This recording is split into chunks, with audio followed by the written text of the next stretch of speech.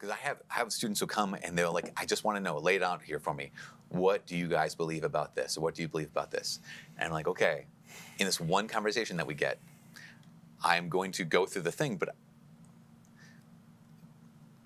I'm not going to say, well, we're going to look here at Leviticus 18 and we're going to look over here at Romans chapter 1. What I want to do is say, okay, tell me about yourself. How is it going? Yes. And just, not how's it going, you know what I'm saying? That I think... Taking a holistic interest in the person coming to you, not dealing with them as a problem or a problem they have, external to who they are as a human. Well, and that's just called doing, that's evangelizing, well, right? Yeah, it's just a friendship Every too. person is called, exactly. People sometimes say to me, like, how can I help my friend who struggles with porn? And I say, well, take a holistic interest in their life. Like, what books do they like? What Netflix shows are they watching? What are they doing next summer? What are they afraid of? Like, you ought to be interested in them, not how you can fix this part of them. Yeah. And that, in the long run, will actually be more effective because they'll trust that you love them and want their good. And I wonder if that's part of what he's trying to get at when he says things like, God made you this way. And that there's that, because that's so distorted and it's so destructive. Just tell us why. Explain why. Basically undercuts one of the foundational doctrines of Christianity, which is original sin. And the recognition that while we're made good, we also have this original wound. There is this tendency that not everything that I want is the right thing. Not everything, just because I experience a desire or attraction to something, doesn't mean that God wants that for me. And so, no, this is deep-seated. This is ingrained in me. I've never known not this. Therefore, God, in His perfect will, made me this particular way. He's like, wait, so that basically means that sin means nothing. Sin is any sin, right? Because I'm tempted to look at porn. Name any, honestly, any sin. I'm tempted to steal. Mm-hmm. Yeah, I have an inclination to cheat on my wife. Anger, I've always had a short temper. I have an Irish temper. Right, exactly. That's who I am. And that sense of saying that ultimately you move from, which is a positive move, acceptance, which is, okay, I acknowledge this about myself. I've always struggled with hiding. I'll go back to another topic. I always struggled with hiding, but that's acceptance. Okay, what do I do with that? Then I turn to the Lord, turn to the church, and say, what do I do with this? Turn to the wisdom of the people around me and the wisdom of the ancients to say, okay, when I experience this thing, what is a wise way forward? Versus, I accept this, and now accepting it means that I act on it. Mm-hmm. And that's completely different. And no one, when I say it's so destructive is, let's say, just God made me this way, A, because I blame God, B, because then now I need to find I have justification for anything I act on. Yeah. As opposed to, I acknowledge this in myself, and now I bring it to the Lord. Yeah. Again, not as a false self, but this is truly what's inside me. One is a way that tries to twist what I find as shame into now what I celebrate in myself. And the other is, okay, here's what I find as shame, and I'm going to invite the Lord into it, to do something with it, whatever that is, to hold me in the midst of it, so that I recognize that I'm not identified with my shame. Because think about the move from shame to pride is I'm still identified with it. That's still me. Yeah. What I saw as my greatest shame is now my greatest pride, as opposed to, this doesn't define me. This could be a part of my experience, it's part of my reality, but it doesn't give me my identity. And this is the big thing in the book I was trying to talk about. This is the difference between experience and identity. Okay. Yeah. So what experience in our life would you ever advocate someone to say, you had this experience, therefore that is you? There's no experience that we'd ever, I'm angry, therefore I'm an angry person. Well, no, you wouldn't say do that. I'm a smoker, I'm right? homeless. I smoke, therefore, yeah, exactly. Yeah. I think one of the more profound examples, I think at least, is someone who's been abused. It's a big thing that affects one's whole life. I can see it affects how I look at myself, how I see other people, how I see God. But you wouldn't say, yeah, that's who you are. Someone abused you, you are a victim. And now that's your deepest identity, because you've never known any relationship that wasn't tainted by this. You've never known any prayer that wasn't tainted by this. You've never known anything that wasn't affected by this.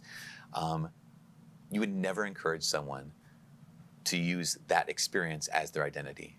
The response, though, is these examples you've brought up are all negative experiences: homelessness, smoking, being abused. And what they'll say is your belief that homosexual acts are disordered just comes from your Christian upbringing, which is based on a false puritanical religion anyway. What you don't understand, Father Mike, is that acting this way is actually a beautiful thing. I'm acting out of a good part of me, the truest part of me. Mm-hmm.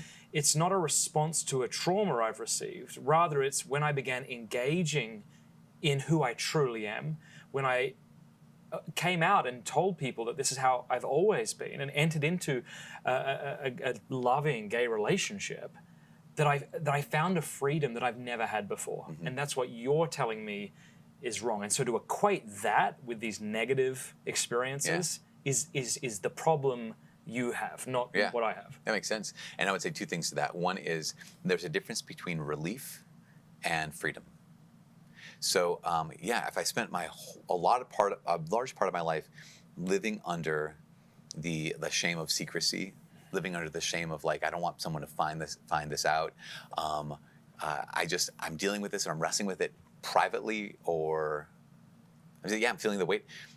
And then I get to this place where I've come out, and I'm met with welcome. I'm met with a community. I'm met with someone who cares about me and knows this about me, because so many people's stories are they just can't find this out about me. If they just, if the people who claim to love me found this out, they wouldn't love me anymore. And then someone comes out and they find welcome and they find that people do love them. That's a relief. I'm not living under this shadow, under this secret anymore. But relief is not the same thing as freedom, and relief is not the same thing as actual true peace. It feels like peace, and it can feel like some freedom to a certain degree. But I would just ask the question: is it real now freedom, or is it just the fact that you're no longer living in shame, which is not something that the Lord or the church was asking you to do in the first place? So to play devil's advocate, the response might be, you're psychologizing. You're telling me that my experience of freedom is relief, but you don't know me. Yeah. And it's also kind of condescending to think that I'm not sophisticated enough to know the difference. They could say, yes, I agree with you that there was a sense of relief in coming out and finding a supportive community. And now that relief has passed, I have entered into a deeper freedom that I've never had. And that's a good point. And I would acknowledge that.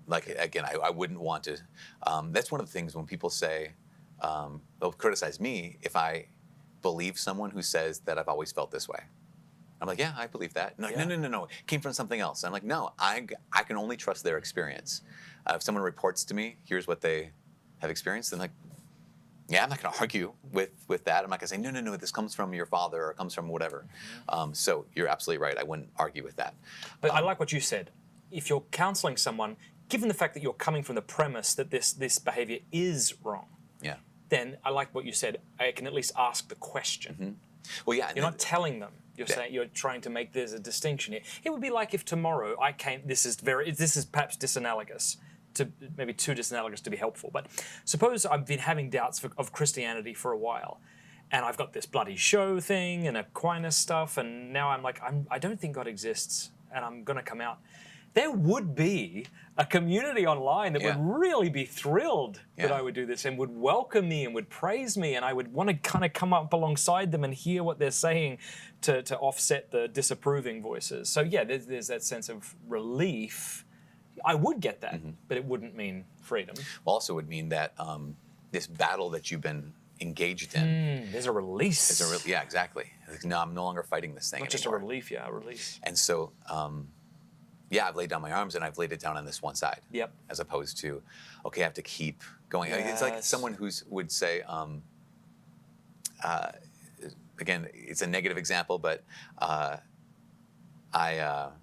been really having a tough time in my marriage, and the family duties and kids at home and stuff, and this other person has been very, very attractive to me, and just, you know what I'm going to do? When I'm with her, I come fully alive. I'm free. And I like who I am. I've never felt this way, not with my current wife, or not with my kids, and I feel like I have to be someone else.